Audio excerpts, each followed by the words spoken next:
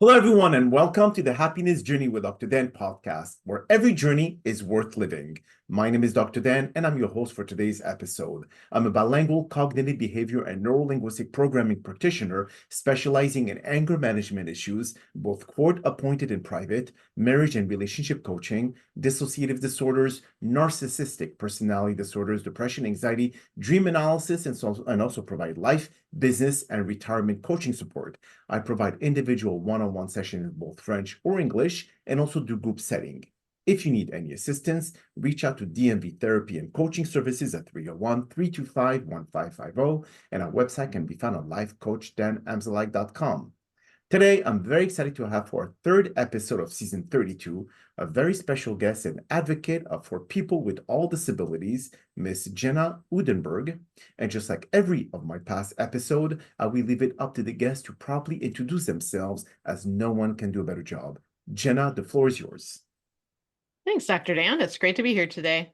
I am a disability advocate. I actually also started my career in music education. So I finished a 19-year career as a music educator.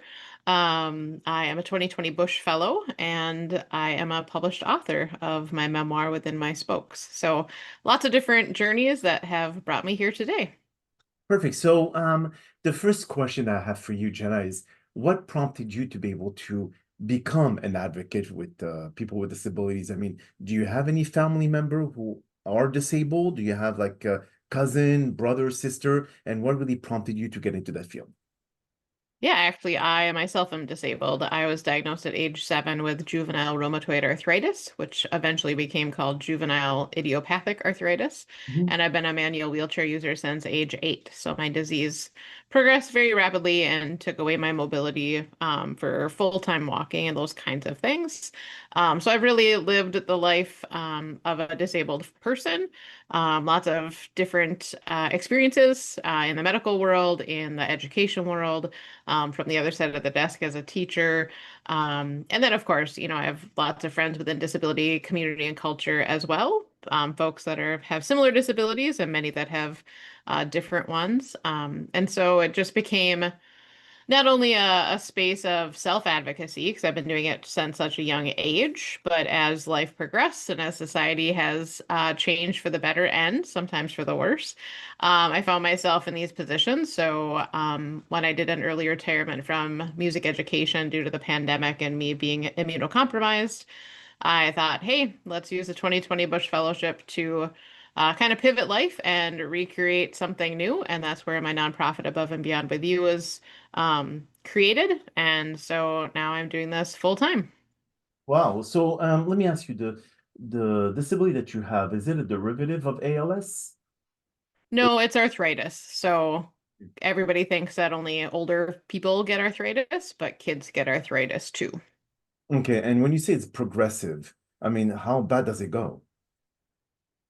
So excuse me, by age 16, I was having joint replacements. So now at age 45, I have 6 total joint replacements, and I've had like 16 or 17 orthopedic surgeries.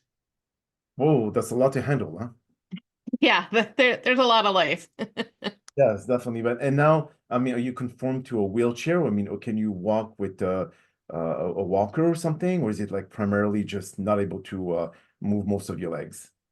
Yeah, so I find freedom in my wheelchair for sure. And so I've been in a manual wheelchair, like I said, since I was 8 years old, so like 37 years. I do have a power chair for music teaching and conducting concerts and that kind of stuff as well. And I do have a electric third wheel attachment to my manual chair called a Rio Mobility Firefly. So it pretty much turns my manual wheelchair into a 3-wheeled electric trike, so I can get out on paved trails and gravel trails and just be a part of nature and creation and exploring life and all the things. And thankfully to all of my surgeries and my joint replacements, I don't have a lot of joint pain anymore. Now I have more of the soft tissue and connective tissue pains and those kinds of things. So I do a lot of physical therapy and occupational therapy. I am able to walk in parallel bars, and I'm just rehabbing from another knee replacement I had this summer. So um, yeah, and I love doing like hot therapy pool Mhm. workouts and those kinds of things. So I can walk and do all those kinds of things in the water as well.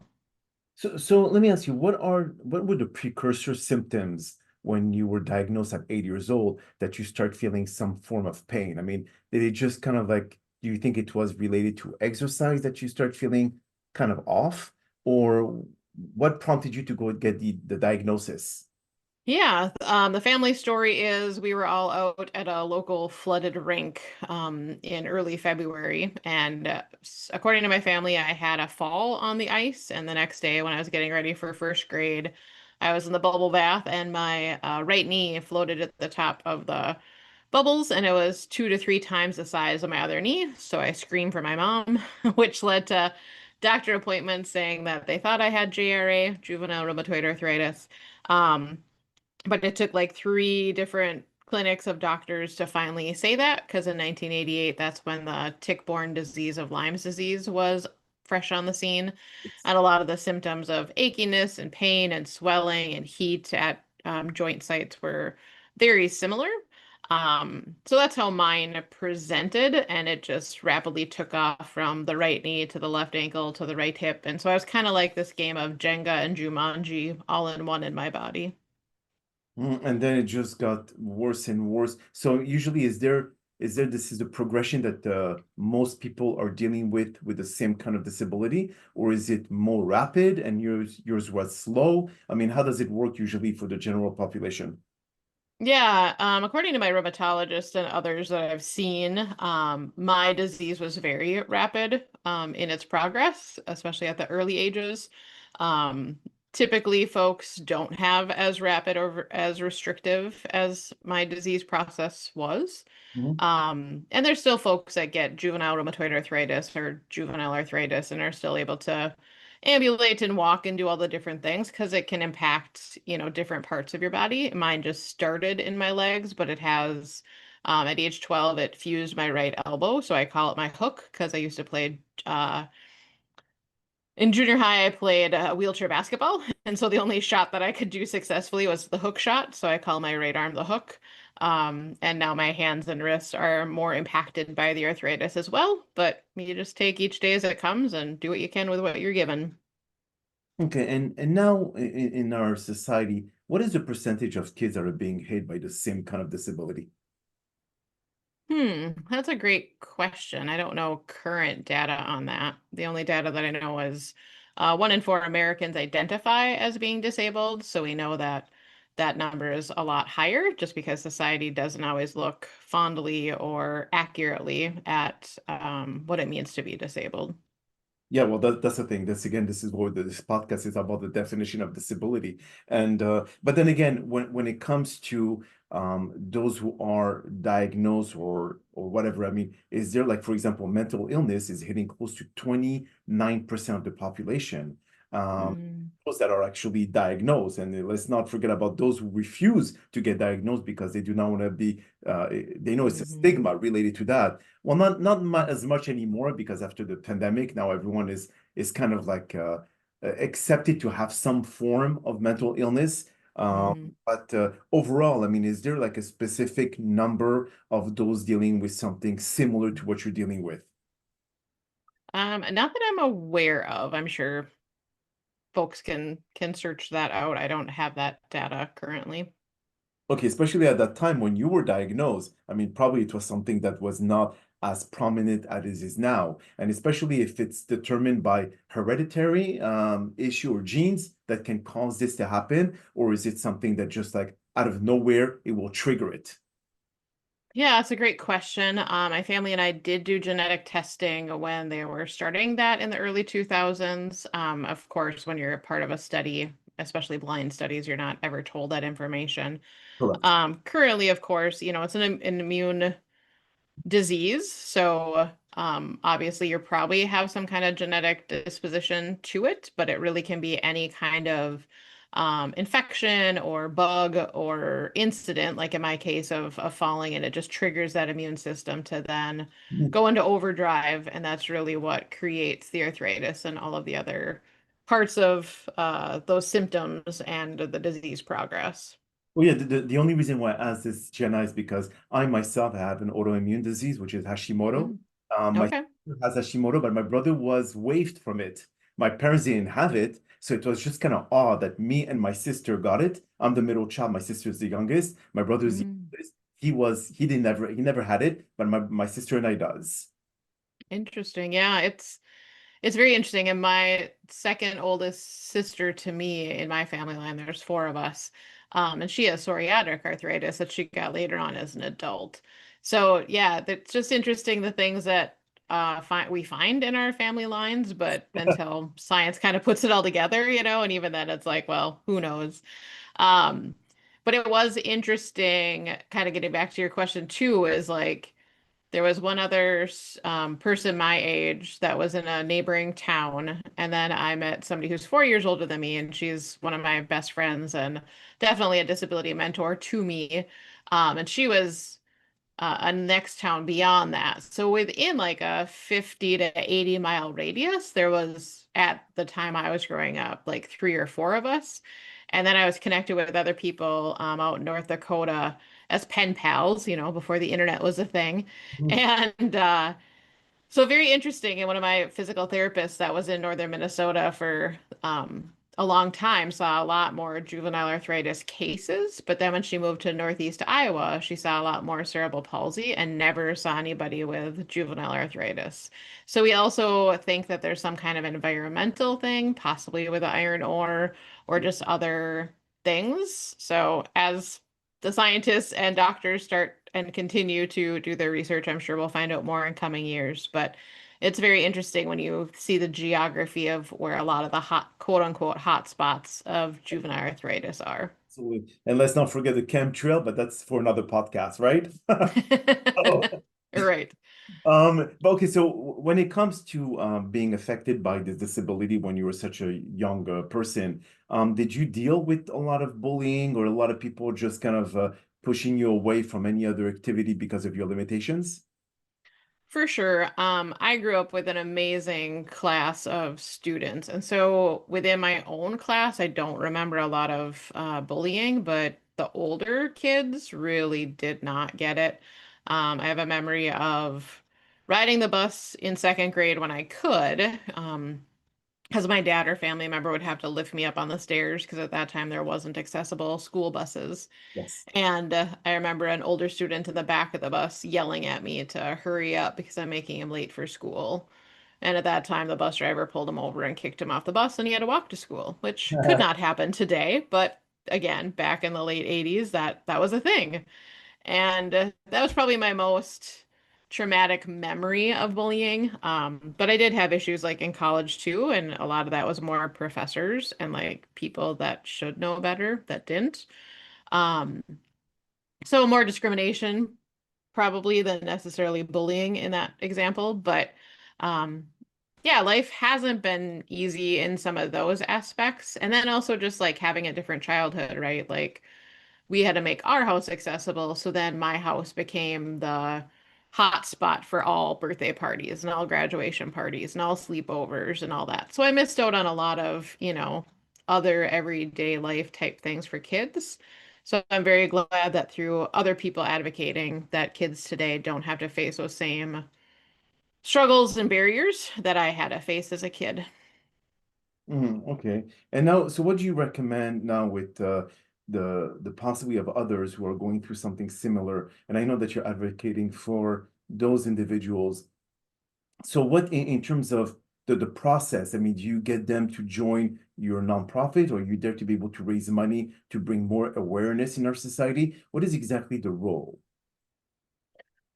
Yeah, great question. So with our nonprofit Above and Beyond with You, Above and Beyond stands for the fact that we can go above and beyond the Americans with Disabilities Act, above and beyond code, where a lot of people feel like code is just, code is the ceiling. That's the only thing I can do. When in reality, code is the floor, right? You can do more than what code says.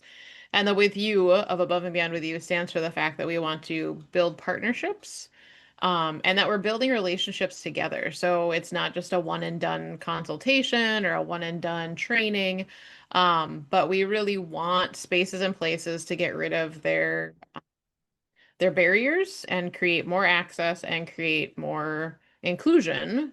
And so that all of our communities have full representation of all of the individuals, right? That we all deserve to be within community.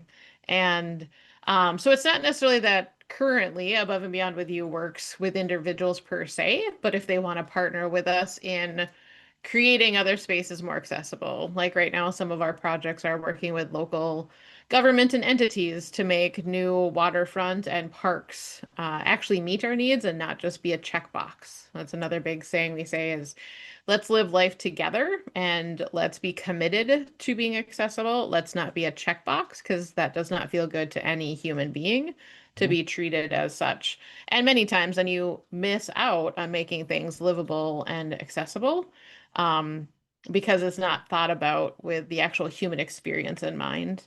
And we also work with a lot of local businesses and conferences and just trying to make not only physical spaces accessible, but digital spaces accessible. And then primarily, we have mobility disabilities currently on our board, but we like to be a conduit between all different facets of disability, culture, and community. So that way we can get all of the barriers taken away for different local events and spaces and places. That's amazing. And I know a lot of people that they do not really put so much attention in terms of like catering to the community, especially something as Mhm. specific as that. But when you say all disabilities, I mean that could be mental, that could be physical. So it's not specifically juvenile. I mean what you're dealing with, right?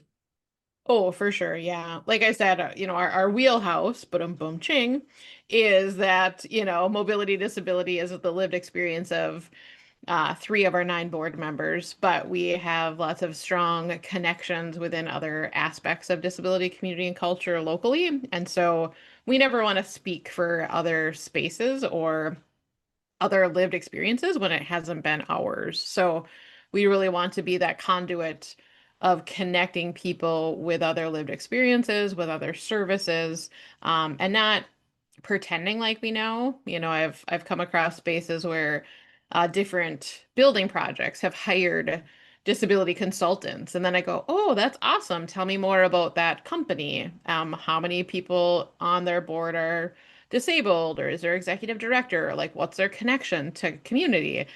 And several times we're like, "Oh, well, not a single one." And I'm like, "Ooh, that's a red flag because in disability community, we say nothing for us without us. So Yeah. don't do things to us and don't do things for us, but do things with us." Correct, exactly.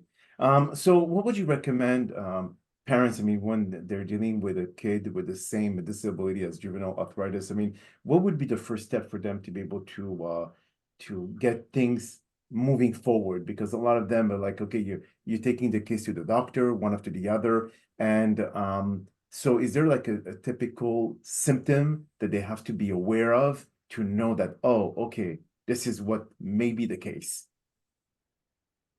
Um, Not really. I mean, yeah, if there's joints that are hot or like in my scenario, very increased swelling localized. One of my other good friends who has the same diagnosis of JRA, she also had rashes, and so she had more of the rheumatic fever type situations when she had her onset of JRA. Um, but it's kind of just that overall achiness, which is really hard with, COVID and other diseases now that, we have so many other ones. So the biggest thing is, getting to the doctor, having them do blood work, having them check your sed rate, take some x-rays, see if there's already some joint damage. Um, so once you get into the doctor world to get the diagnosis, then, my biggest thing would be, find supports, get a hold of the Arthritis Foundation, reach out to Above and Beyond with You. We're more than willing to help folks connect in that space around those things. Plus, there's a lot of other holistic approaches. So sometimes it's not always about getting on the hardcore meds right away. So yeah, there's just a lot of different choose your own adventure to this journey of living with arthritis. Absolutely. So now when it comes to the the type of funding that you provide. I mean, obviously you're raising money for those who are dealing with this kind of issue. I mean, is there like, do you give money to those treatment center, or how does that work exactly? Yeah, currently we're a small nonprofit. So ultimately our goal is to plug the gap because the Americans with Disabilities Act is the largest unfunded mandate of the United States government so far. And so it's really hard for like small businesses, mom and pop type organizations who aren't nonprofits to go get grants and who don't have the specialty of understanding disability culture. And then also don't have access to like federal funding and those kinds of things when that was more available. So ultimately, my goal in creating Above and Beyond with You is to figure out how we can raise money to then work in partnership with businesses and spaces to again take away the physical barriers, not only for like audience members or patrons, right, coming into shops, but also the flip side is like, hey, can disabled people work in your establishment? So, what does it mean to retrofit a point of sale? What does it mean to not only have your public bathroom accessible, but also your worker bathroom? What does it mean to have your break room and your other spaces that your employees need to be in? So we do a lot more of the consulting and the training and those veins of things currently.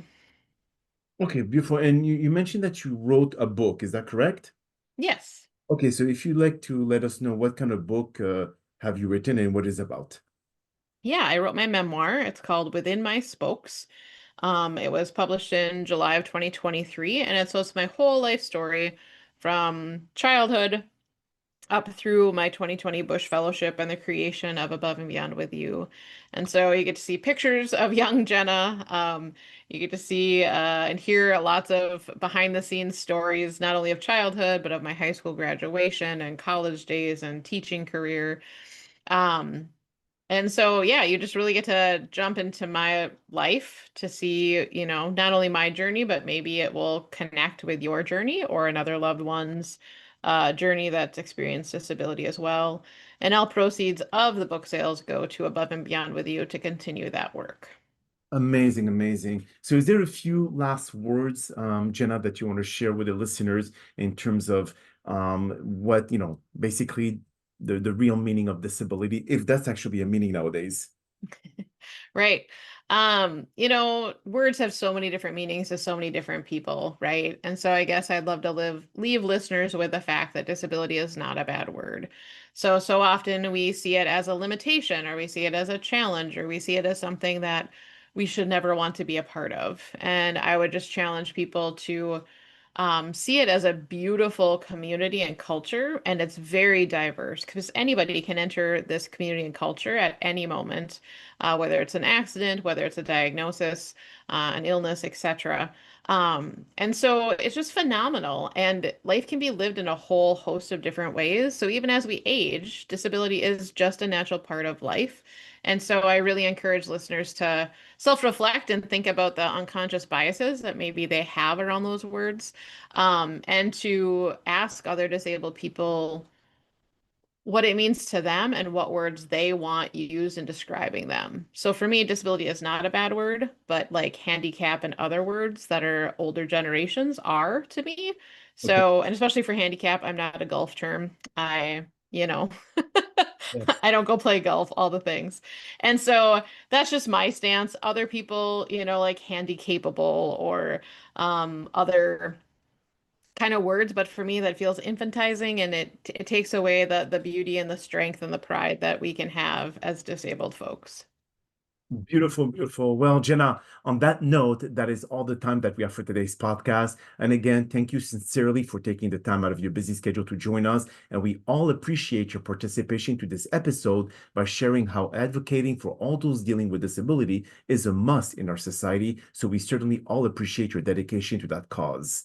Now, to our millions of listeners out there, we hope that you've enjoyed today's episode as much as we did. And also, we're very excited for what's ahead in season 32 of the Happiness Journey with Dr. Dan podcast, featuring a lineup of incredible guests with powerful stories that will continue to uplift and inspire all of you. Now, here are some concluding words of wisdom. To all who advocate for individuals with disability, your work is a powerful reminder of what compassion in action truly looks like. Understanding disability means seeing the whole person, their strength, challenges, dreams, and humanity, without judgment or preconceived assumption. Now, it means choosing empathy over impatience and curiosity over criticism. Every time you stand up for inclusion, you help build a world where people are valued for who they are, not for what others expect them to be. Your advocacy opens doors, amplifies voices, and restores dignity where it has too often been overlooked. Keep leading with heart, patience, and purpose. The world changes because people like you refuse to look away. Your dedication not only transforms lives, it inspires all of us to be better. My name is Dr. DanAmzallag, and you may all keep pursuing your amazing journey in life.